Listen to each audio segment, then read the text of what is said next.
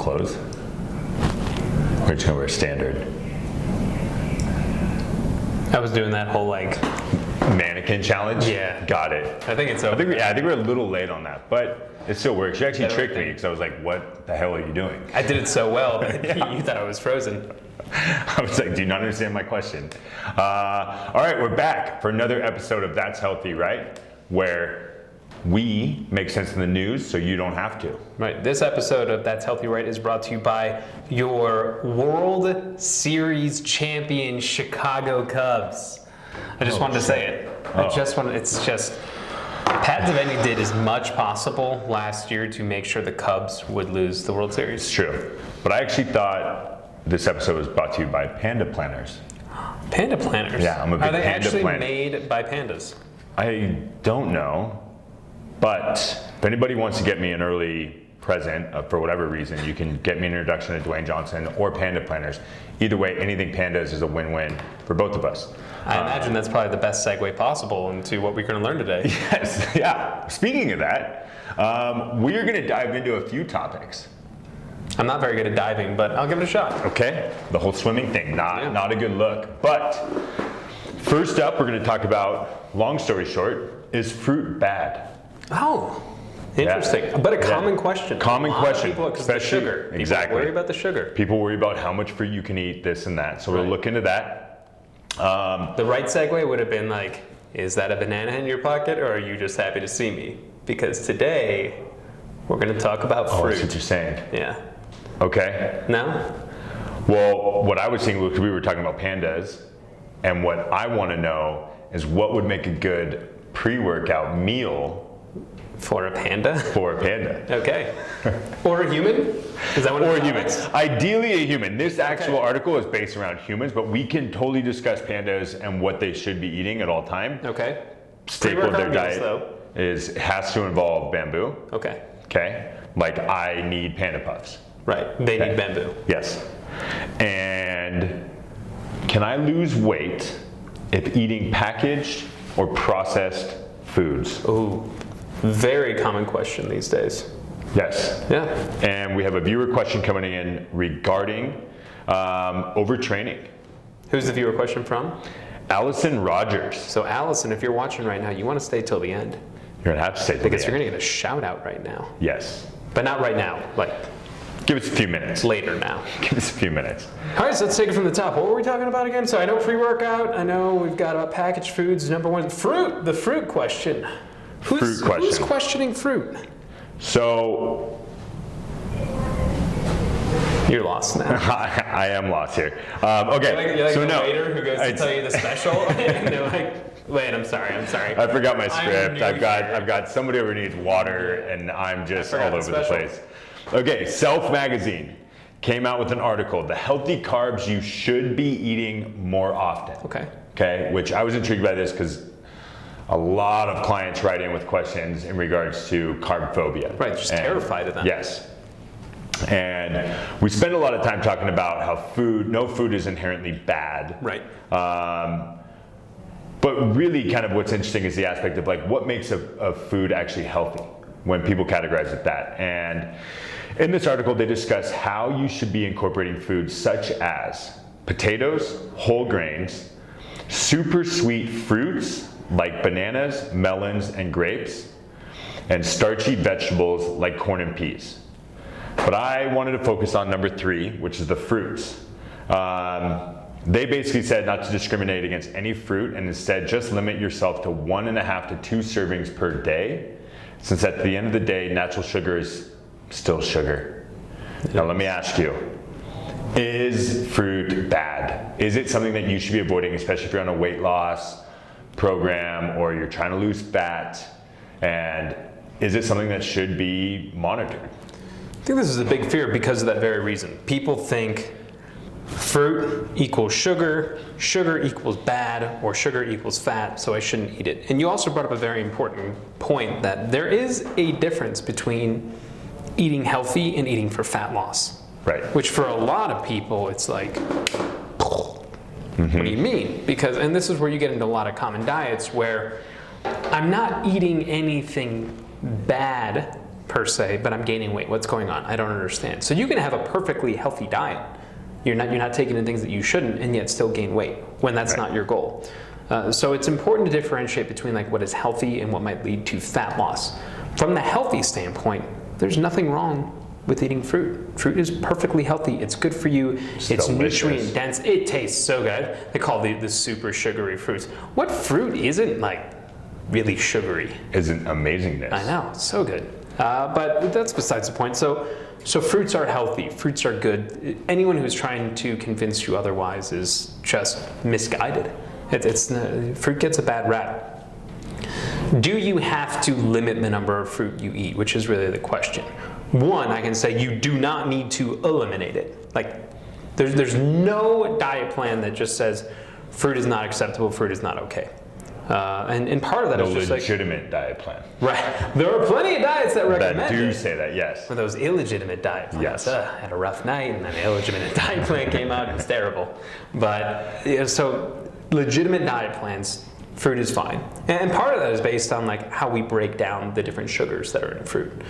So some of the sugars there is fructose, so it's just going to be processed in the liver, isn't going to affect your body the same way, but that's getting way too technical. Here's what you really need to know. Fruit is okay.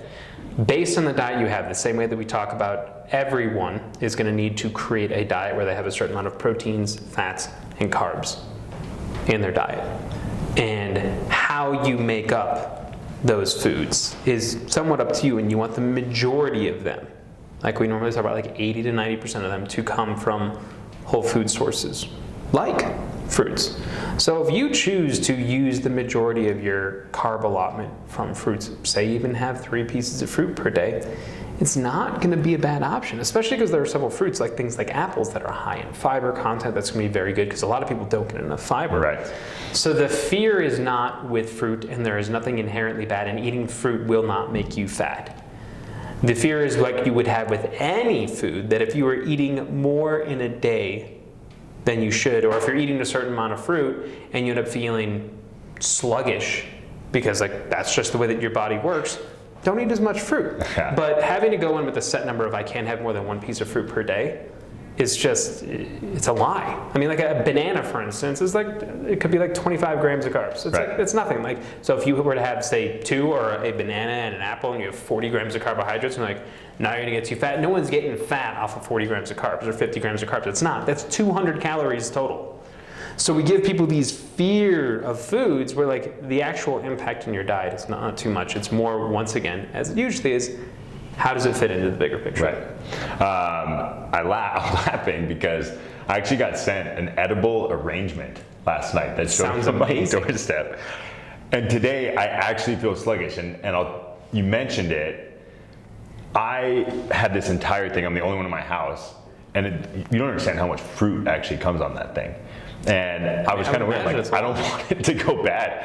I went to town on this fruit, like cantaloupe, pineapple, water, like the entire... You PR'd on fruit last night. And it's something that's very easy to do because it is so sweet. It's delicious. That I for sure was eating in excess. Like I didn't need to eat that much, but it was also like I was justifying it because I needed to get rid of it. Right. And it was just a beautiful arrangement. But it is interesting you said that. It's something to definitely take into consideration because I'm feeling it today. Yeah, I mean, for sure. A bigger picture thing that we could talk about for an entire episode or day or two is that, you know, what works for diet is always going to be a combination of like what we know is effective scientifically and then what works for you on a personal level, because all of our bodies are different. The body chemistry is differently. Some of us just react differently to certain foods. It's why when people remove foods from a diet, it's not that removing them is, that food itself is not bad for you. That food itself is not making you fat or making you gain muscle. It's just that that food, for whatever reason, might not make you feel as good as you want. Right. Or could make you feel too sluggish. And sometimes it is the poison in the dose. I'm guessing it's because you PR'd on fruit, had too much of it. I mean, that's like me. I think dates are nature's candy. I can eat like an entire thing of dates, and then after that, I'm just like, I'm clocking out for the next day. Yeah. I'm over. But the main message here is fruit, not bad, will not prevent you from losing fat, but the dose, the amount that you are going to eat, might need to be limited just based on what your overall goal is, just like any other food. Right, so in moderation. Speaking of moderation, It's a nice little segue into this next one. Came across an article from Men's Health. Okay.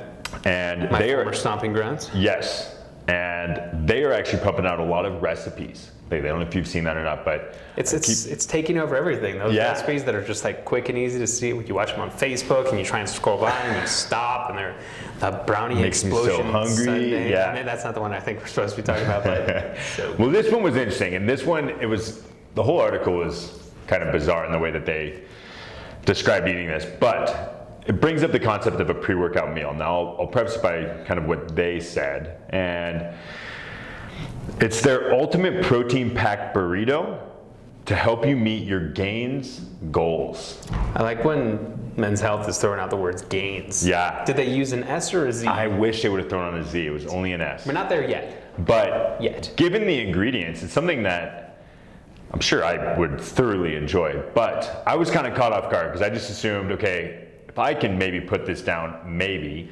Kind of think about the average person. But the recipe consisted of grass-fed beef topped off with some nice lean chicken protein.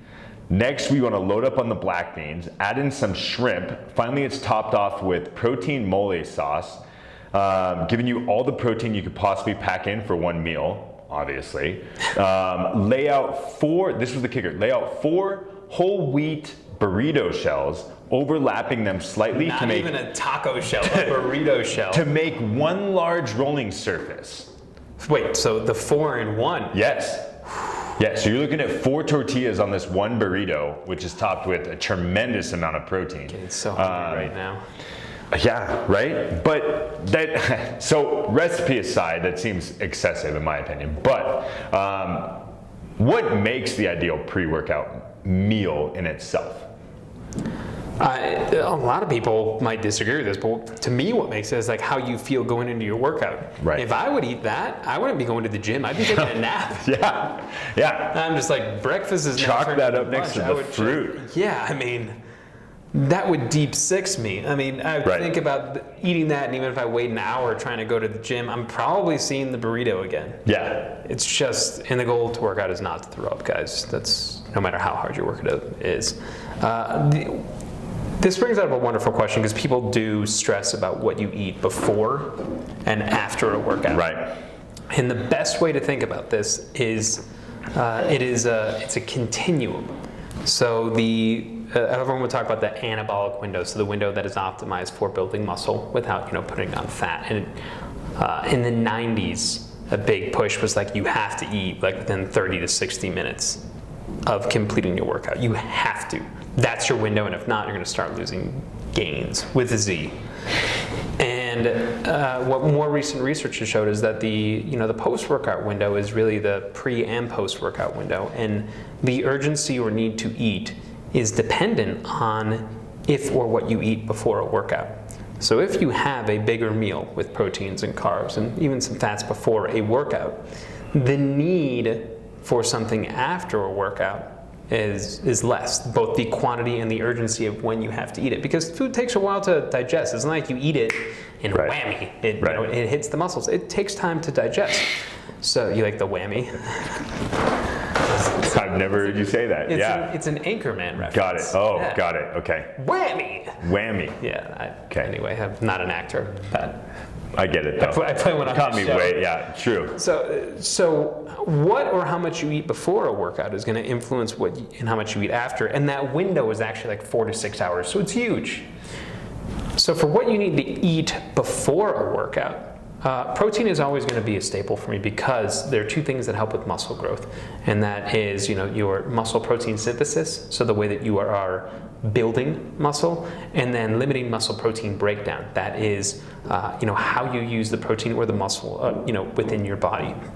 It's a very technical process, but that's all you got to think about it. You want to increase muscle protein synthesis, decrease muscle protein breakdown. Having protein in your system can help prevent with the the protein breakdown.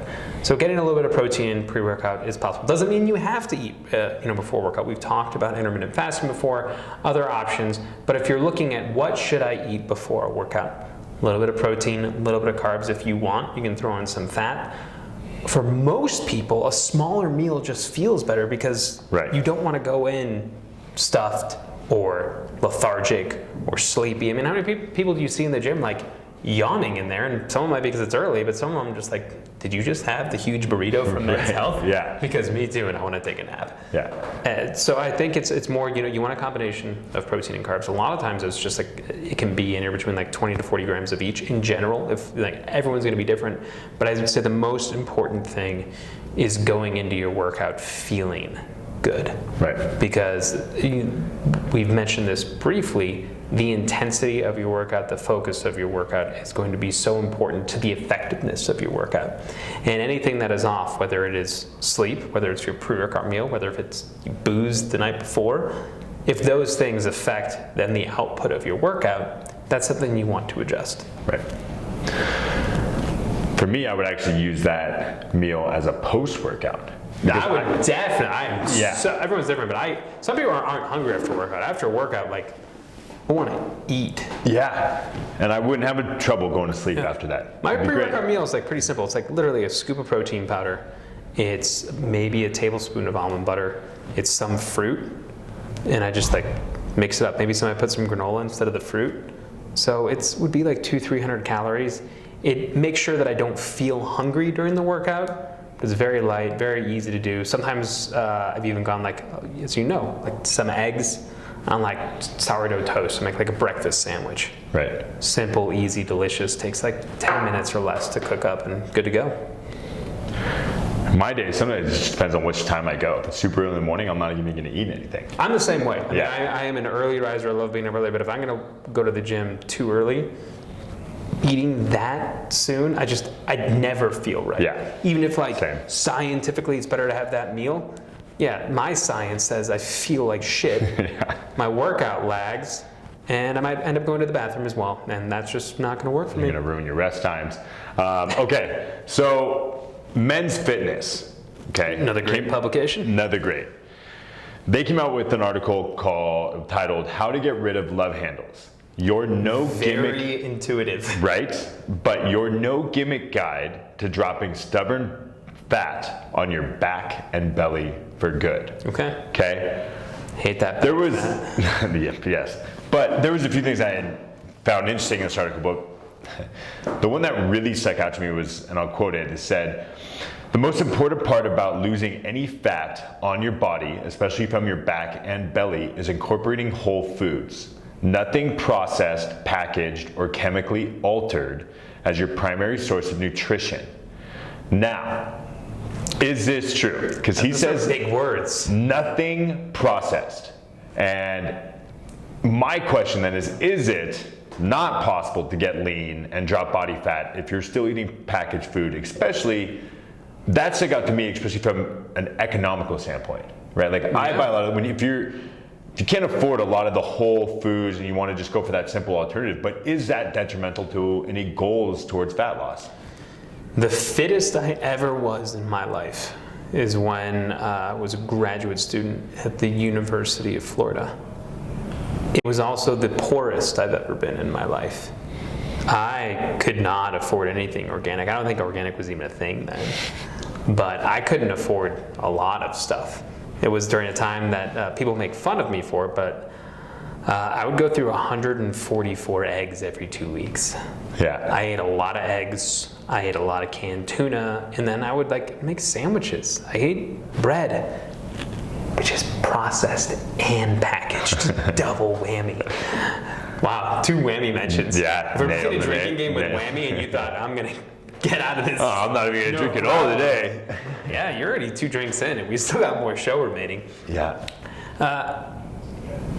It is good to eat foods that come from the earth, and I recommend it. And it refines your palate. It makes you a better eater because you learn to appreciate certain foods. Because the hyperpalatable foods, a lot of the stuff that are processed and packaged, they trigger regions in your brain that make you desire more of those foods. It's like when you go ahead and eat a bunch of ice cream, you start desiring more ice cream because it isn't a drug, but it acts like one. It plays mind games. That said, eating packaged or processed foods is in no way a limiting factor to getting lean. We talked about this last week about like the whole diet soda thing. That diet soda is definitely not from the earth, in case you were wondering. There's no Diet water Coke tree. fountain. Yeah. Kind of cool though. It would be sweet. Some of like the leanest, fittest people in the world, because they want that little sweet craving, will drink this stuff, quite a bit of it, and they're shredded. Yeah. They're super lean. They're like amazing. So like, when you have so many examples of things that disprove a theory, creating fear mongering is no good, because like you think that you have to function and live in these absolutes. You can eat bread and get lean. You can get packaged goods and crackers and cookies and still get lean. The two leanest times I was in my life, one was during the University of Florida, one was when I was at Men's Health. I did a story about, the idea was how to lose the last 10 pounds. If you can find the August 2009 issue, there are pictures Whammy. of me. Number 3, take a drink. We really need graphics on this, so we have like a person just bombing his shit. I actually would just like to get like one of those hands, you know, like the fan hands at like the games, and have it say whammy and just slap the shit out of you randomly on the show. So like, it'd be like a whammy! It'd be like a day in the office. Yeah. And I'm always like, Pat, do you want to get fired? And you give me your puppy Stop dog face. touching me. Yeah. And you're like, and My I'm like, panda dog fine, face. okay. Your panda dog. Yes. My panda Boston face. Yeah, panda dog. Anyway, I completely lost what I was doing. The 2009 2009 issue. The leanest I got. What we really wanted to prove was this idea that energy balance was important. So we wanted to get people super lean. We wanted to show them how to drop the last 10 pounds, but without doing it with extremes. So the one catch with this entire assignment was every single week, I ate cheesecake.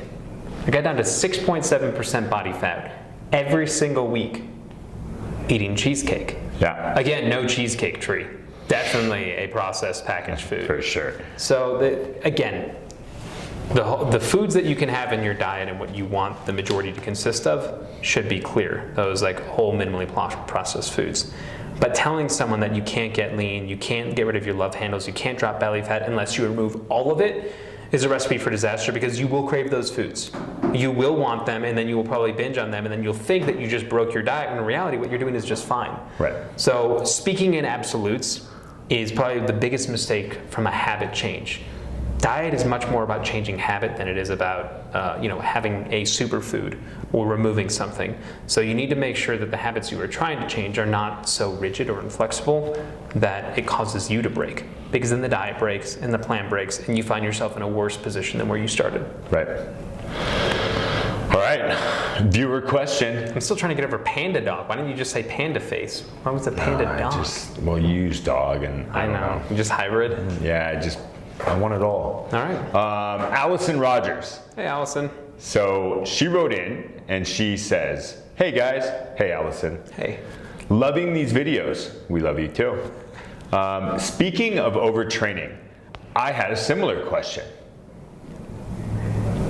Referencing, I guess, a question that I had asked about the overtraining. Dramatic pause. Yeah. I have a similar question.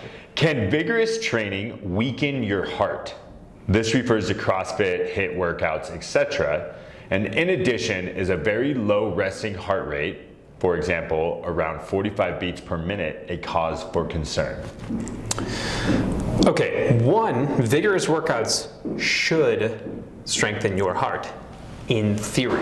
Now, if you have a heart condition or heart problems, the vigor or intensity of a workout could be problematic.